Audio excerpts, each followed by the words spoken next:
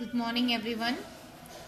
ये class third की Hindi second की पहली क्लास है और पहला लेसन है आपका। पहली कविता है प्रार्थना, पाठ 1 प्रार्थना।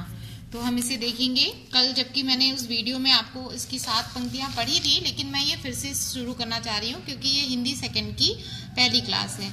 बहुत सुबह जब चिड़िया उठकर कुछ गीत खुशी के गाती है, कलियां दरवाजे खोल खोल खुशबू की लहरें जब घर से बाहर आ दौड़ लगाती है, हे जग के सृजनहार प्रभु तब याद तुम्हारी आती है। इसका मतलब ये हुआ कि जब सुबह सुबह चिड़िया उठ के चींची चींची की आवाज निकालती है तो उससे ऐसा प्रतीत होता है कि वो खुशी के गाने गा रही है, खुशी के गीत गा रही है। कलियां जो खिलने लगती हैं, यानी कलियां अपने कलियां पंखों स्वरूप, कलियां की जो पंखुड़ियां होती हैं वो जब धीरे धीरे खुलती हैं तो ऐसा लगता है कि कलियां दरवाजे खोल रही हैं और उसमें से खुशबू की लहरें जो हैं, खुशबू जो है वो बाहर निकल रही है, हमारे घरों तक आ रही है उसकी खुशबू। तो बाहर आ दौड़ लगाती है, हे जग के सृजनहार प्रभु तब याद तुम्हारी आती। तब जब हम प्रकृति के सुंदर रूप को देखते हैं तब हमें भगवान आपकी याद आती है, क्योंकि इस प्रकृति का निर्माण जो है वो भगवान द्वारा ही हुआ है। सृजनहार मतलब निर्माण करने वाला भगवान। जब छमछम बूंदें गिरती हैं, चमचम बिजली कर जाती है, मैदानों में वन बागों में जब हरियाली लहराती है, जब ठंडी ठंडी हवा कहीं से मस्ती ढोकर लाती है, हे जग के सृजनहार प्रभु तब याद तुम्हारी आती है। इसमें प्रकृति का ही वर्णन है कि जब बारिश की बूंदें छमछम करके गिरती है और चमचम करके बिजली चमकती है, फिर मैदानों में, वनों में, बागों में जब बारिश हो जाती है तो हरी हरी जो घास है उस पर जब पानी पड़ती है, जो पेड़ हैं, जो पौधे हैं, यानी पूरी प्रकृति में जो हरियाली लहराती है, जब ठंडी ठंडी हवाएं चलने लगती हैं तो वो सभी को प्रसन्न कर देती हैं। क्योंकि इस गर्मी के मौसम में जब ठंडी ठंडी हवा चलती है और बारिश की बूंदें गिरती हैं तो वो हवा को यहाँ वर्णन किया गया है कि वो मस्ती ढोकर लाती हैं। तब हे जग के सृजनहार प्रभु तब याद तुम्हारी आती है। और जब भी हम प्रकृति के इस खूबसूरत नज़ारे को देखते हैं तब हमें भगवान आपकी याद आती है। तो इस कविता के लेखक हैं राम नरेश त्रिपाठी और उन्होंने ये शिक्षा भी दी है कि प्रकृति द्वारा दी गई चीजों की रक्षा करते हुए ईश्वर का स्मरण करना चाहिए। यानी कि जो भी हमें प्रकृति से प्राप्त हुआ है उसे हमें संभाल के रखना है, क्योंकि अगर हम उसे नहीं संभालेंगे तो हमारी प्रकृति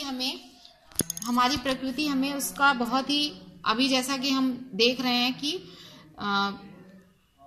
पॉल्यूशन इतना बढ़ गया है, हम पेड़ों को बेसमय काट रहे हैं, तो हमें शुद्ध हवा कहाँ से नसीब होगी। इसीलिए बोला गया है कि हमें अपनी प्रकृति को बचा कर रखना चाहिए और भगवान का स्मरण करना चाहिए, क्योंकि ये पूरी प्रकृति जो है वो हमें भगवान द्वारा प्रदत्त है।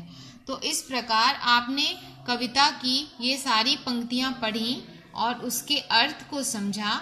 अब आप इस पाठ 1 प्रार्थना कविता की 7 पंक्तियां अपनी हिंदी सेकंड की कॉपी में लिखेंगे और ये कॉपी आप कहीं से भी बना सकते हैं। अगर आपके पास रफ कॉपी है तो उसके बचे हुए पेज में, या कोई पुरानी कॉपी है उसके पेज में आप पाठ 1 कविता प्रार्थना डालकर इस कविता की ये 7 पंक्तियां अपनी कॉपी में लिखेंगे और इसे याद करेंगे, क्योंकि ये आपके पाठ हिंदी सेकंड का पहला लेसन है और जिसे मैंने अभी आपके सामने पढ़ा और इसके अर्थ को भी बताया कि किस प्रकार से प्रकृति हमें आनंद प्रदान करती है। प्रकृति द्वारा हमें ऊर्जा मिलती है, हमें आनंद मिलता है और तब हमें भगवान की याद आती है। तो आप इस कविता की 7 पंक्तियां अपनी किसी भी कॉपी में लिखेंगे। इसके बाद है इसके कठिन शब्द। कठिन शब्द खुशबू, जिसका अर्थ होता है महक और सुगंध, जग, संसार और दुनिया, सृजनहार निर्माण करने वाला भगवान, वन अर्थात जंगल, बाग यानी कि फुलवारी।